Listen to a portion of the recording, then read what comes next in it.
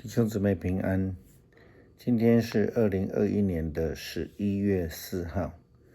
今天的经文是诗篇127篇，路得记第4章1到10节，罗马书第5章第6到11节。今天要跟大家分享的主题是无比的爱。波阿斯是我们最近时常分享的这个读经里面的主角之一。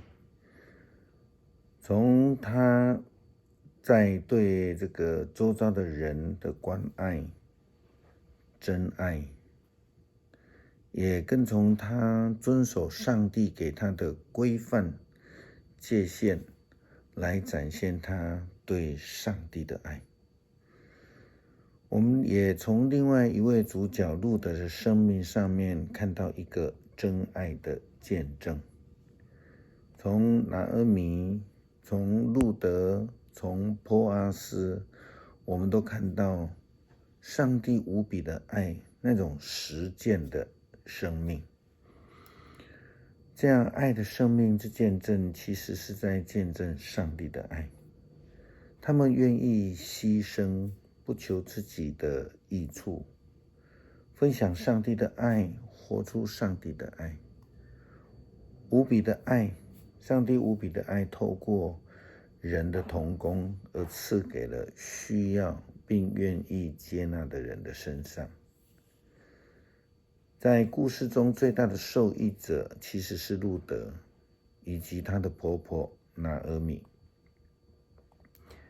一位本来对生命不抱着希望的人，却因着爱，因着上帝的大爱而蒙恩得福，能够抱孙子，那再一次成为一位有盼望、有喜乐、生命甘甜的人。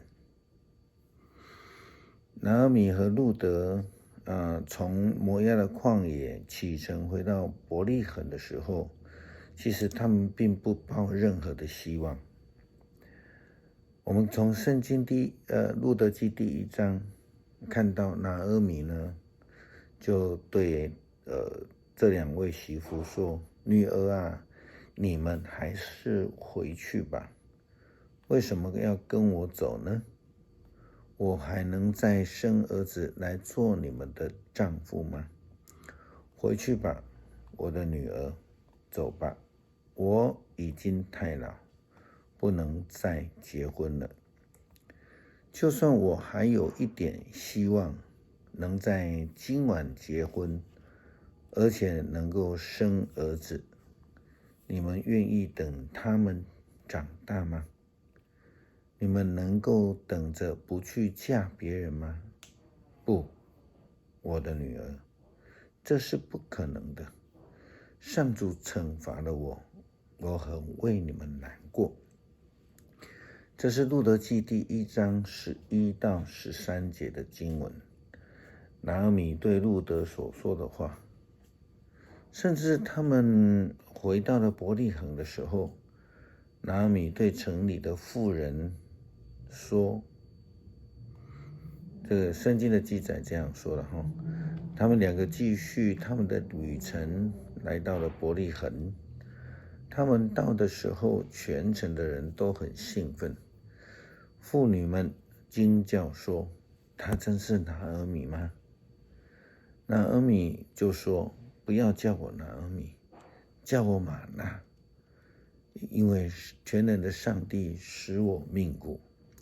我出去的时候富足，回来的时候上主却使我空无一物。上主责罚我，全能者使我受苦，为什么还要叫我拿俄米呢？”这是路得记第1章19到21节。他们想不到的是，上帝这个奇妙的恩典，以及上帝无比的爱，在他们的绝望当中，却赐下了意外的恩福。我们从很小的捡拾麦穗开始，到受到这个波阿斯的恩待，一直到他们遵守伦理的次序，等待另外一个优先权的决定要或不要。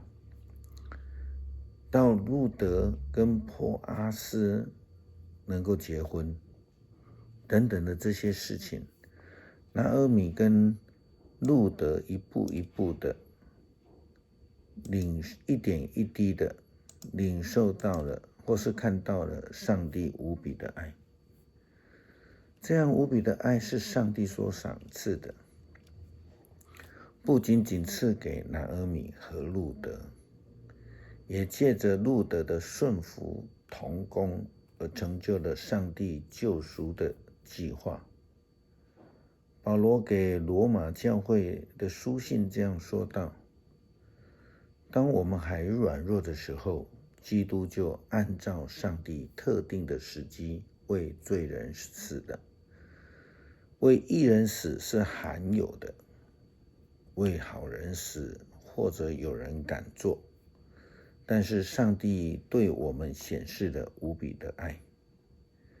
当我们还是罪人的时候，基督已经为我们死了。由于他的死，我们现在得以跟上帝有合宜的关系。他的死更要救我们脱离上帝的义愤。我们原是上帝的仇敌，但是借着他儿子的死，叫我们得以跟他和好。既然跟他和好，我们岂不更借着基督的生命而得拯救吗？不但这样，我们得以跟上帝和好，也借着我们的主耶稣基督以上帝为乐吗？上帝无比的爱，因着耶稣基督的牺牲成就了。他赐给世人的救赎，脱离罪的捆绑，使人和上帝再度的建立合宜的关系。保罗告诉我们，耶稣基督的死是有特殊性的，因为他是按照上帝的旨意执行了上帝不变的计划，为了世人的罪钉死在十字架上，完成了上帝的救赎。因为保罗也这样在说道：我们还软弱的时候，基督就按照上帝特定的时机为罪人死。为义人死是罕有的，为好人死或许有人敢做，但是上帝对我们显示了无比的爱。当我们还是罪人的时候，基督已经为我们死了。我们应当学习谦卑，愿意牺牲，成为上帝无比大爱的同工，如同波阿斯，如同路德，如同拿俄米。我们一起来读诗篇127篇。要不是上主建造房屋，建造者的工作就无效；要不是上主守护城池，看守者的守卫就徒劳。早起晚睡，为生活整天劳碌是枉然，因为上主赐安眠给他所爱的人。女儿是上主的所赏赐的，子孙是他赐给我们的福分。人在年轻时所生的儿子，就像战士手中的剑，剑袋装满了这种剑的人，多么有福啊！他在城门口跟仇敌争辩，不致失败。恳求主赦免我们的软弱。许多时候我们看不清上帝的旨意，将荣耀归给了自己，得罪了上帝。恳求上帝借着主耶稣基督无比的爱赦免我们的罪，使我们与上帝再度和好，恢复正确的关系，如同保罗的教导，凭借着上帝给我们的恩惠，我要对你们说，不要把自己看得太高，倒要谦恭自守，个人按照上帝所赐他的信心来衡量自己，谦卑领受上帝无比的爱。阿们。